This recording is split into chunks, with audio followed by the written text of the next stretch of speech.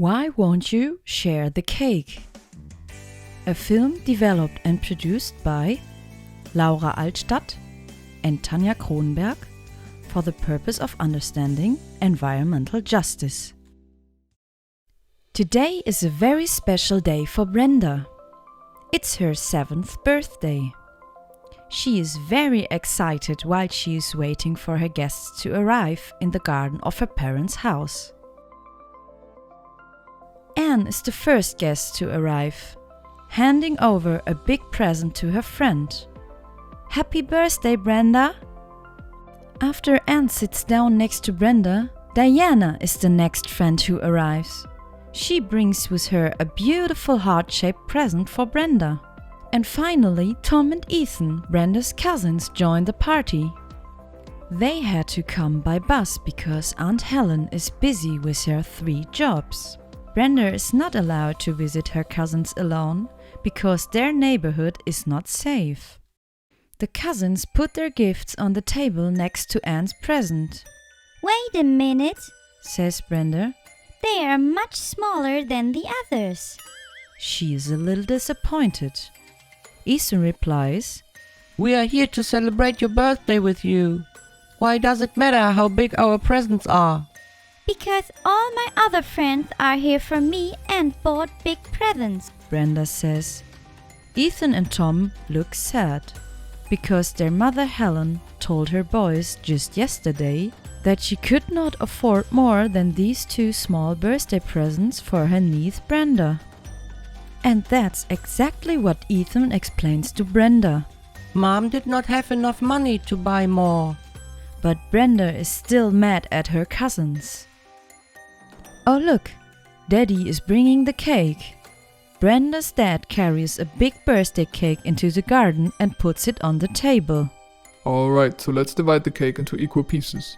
Now, Anne and Diana and me get bigger slices, but Ethan and Tom only get little pieces. But we love cake. Brenda, why won't you share the cake with your cousins? Because they are poor. Anne and Diana giggle about Brenda being so mean to Tom and Ethan. That hurt the cousins. Brenda, that is very unfair to your cousins. It is not okay to think that, but you really hurt Ethan and Tom when speaking badly about them. These things shouldn't matter. Why is it not fair? They bring smaller presents. They get less cake. I think one of my gifts will tell you exactly why. Unwrap this one. Dad gave another present to Brenda. She opens it. It's a book. Exactly. Let's have a look at the story in it. Dad opens the book. The story of the orange and blue ducks. There's no difference between these ducks except the color of their feathers. One group is blue and the other one is orange. They need the same area to live, the same food. They need clean air and clean water, and every duck could live happily if everything was shared equally, because there is more than enough for everyone. But there is a historical conflict between the ducks. The orange ducks have kidnapped the blue ducks from other ponds far, far away, almost 600 years ago. Because the orange ducks needed cheap duck power to collect reed and build their nests for them. To breed snails and grow algae for food. Because the orange ducks did not want to do this themselves and did not want to pay the blue ducks for their work either. As you might know, your mom and dad go to work and get money from their bosses to buy food and toys for you. In this case, mom and dad are workers. But this is different for the blue ducks who have been forced to work without getting paid. They were enslaved and treated really badly by the orange ducks. To justify their behavior, the orange ducks have declared the blue ducks as less of a duck, as undeserving, as worthless, and as a good that can be owned by orange ducks and be treated however the orange ducks want. The blue ducks were not allowed to be free, to do what they want, to fly where they like, or to own anything. They were prisoners of the orange ducks. Blue ducks have been discriminated against due to their blue feathers and their origin from the pond far away. This is called racism. It is the belief that some groups have inherited, so gotten from their parents, better qualities than others, making them better than others and justifying bad treatment of those. But keep in mind, the real reason was to legitimate slavery for the orange ducks. The poor blue ducklings have suffered for more than 400 years before slavery has been forbidden. The blue ducks were now free and equal in law, but what would they do? Would they go back to the ponds where they have been kidnapped from? Many did not, because they have lived at the orange ducks' ponds for multiple generations, for hundreds of years. All blue ducks were born here, and they neither know the blue ducks' pond, where their great-great-great-grandparents have been kidnapped from, nor any other ducks from there.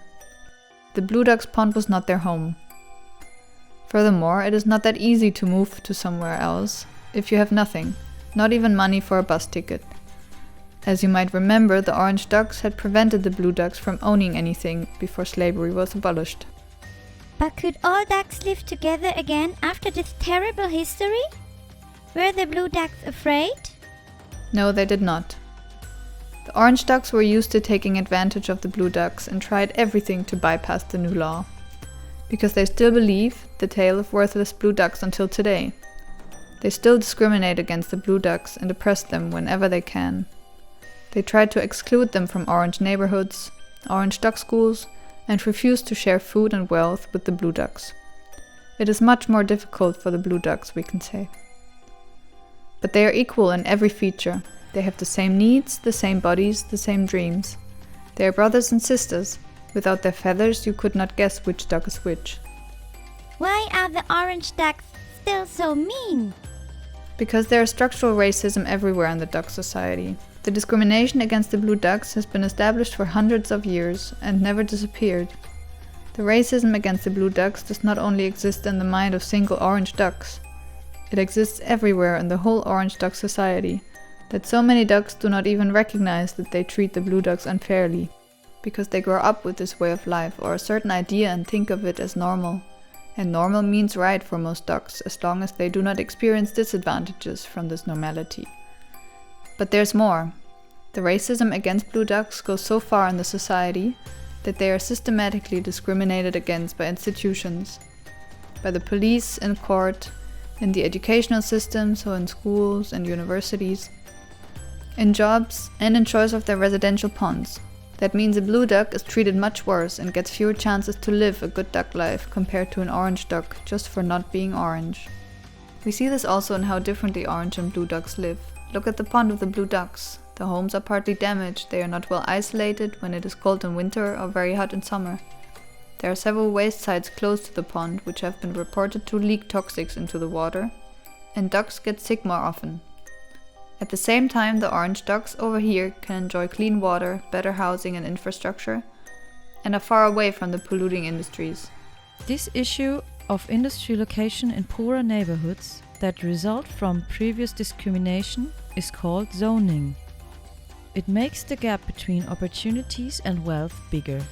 Access to education is harder, and we continue to see zoning happening when decisions are made about future land use. This makes me sad. But wait for the next page, we see the blue ducks protesting. The blue ducks join protests to demand fair treatment when they should legally be entitled to just the same opportunities as all other orange ducks. Yes, well done. And did it work? Yes, in order to live together peacefully, the ducks found a compromise. The orange ducks understood how their behavior was wrong, and they started to treat the blue ducks very well, as it always should have been. Now all ducks share the same resources equally, living the best life possible for everybody. They cleaned up the ponds and found a way that no one had to live close to the industries. Because now there is more than enough for every duck, and there's no reason to take something away from some ducks. Orange and blue ducklings playing together. Look, one duckling is turning 2 today and they have a birthday party too. And a very similar story can be told about us humans, Brenda. Environmental pollution is distributed unequally throughout the world. Zoning as an issue of structural racism has led to disadvantages in health, wealth, and opportunities for people of color. And it is not exclusively a matter of ethnicity. Inequalities happen against women, old people, poor people, and other minority groups.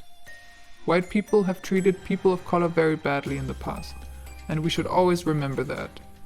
Sadly, there is no happy ending like in the duck story so far. We can help to create an equal world by being fair, sharing and caring for each other, because there is enough for everyone, and there is no need to find reasons to take something away from someone else. I didn't want to share my cake with my cousin. just because they could not afford bigger presents. I was such an orange duck.